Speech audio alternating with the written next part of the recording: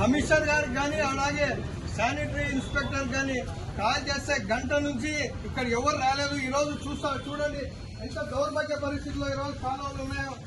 రోడ్ల మీద ఈ మురికి నీళ్ళు వచ్చేస్తా ఉన్నాయి. ఏం చేస్తా ఉన్నారు అధికారులు? ఏం చేస్తా ఉన్నారు? ప్రజలు పన్ను కట్టట్లేదా? లేకుంటే ప్రభుత్వ బాధ్యత లేదా? ప్రజలకు చూడండి ఎలా ఉందో. ఇక్కడంతా నివాసం ఉండే ఎంత దాదాపుగా 200 ఇళ్లు ఉన్నాయి ఇక్కడ. ఇలా ఇదేనా పరిస్థితి? కూటమి ప్రభుత్వం ఇదేనా చేస్తున్నది?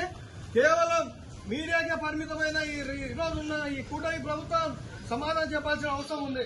చూడండి కాలం థియేటర్ ఎన్నో లేదో చూడండి ఎలా ఉందో పరిస్థితి.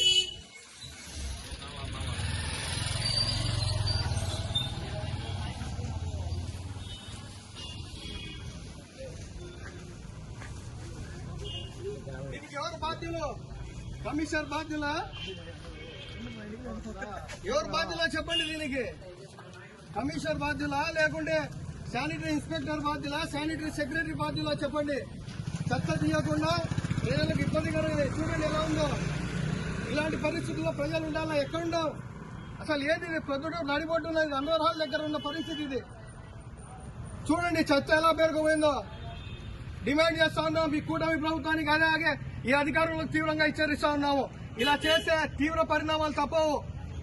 ఏ స్థాయికైనా వెళ్తాం. ఎప్పటికప్పుడు రోడ్లు కానీ ఈ కాలువలు కానీ శుభ్రంగా ఉంచాల్సిన బాధ్యత మీపై ఉందని చెప్పి ఈ సందర్భంగా తెలియజేస్తా ఉన్నాను.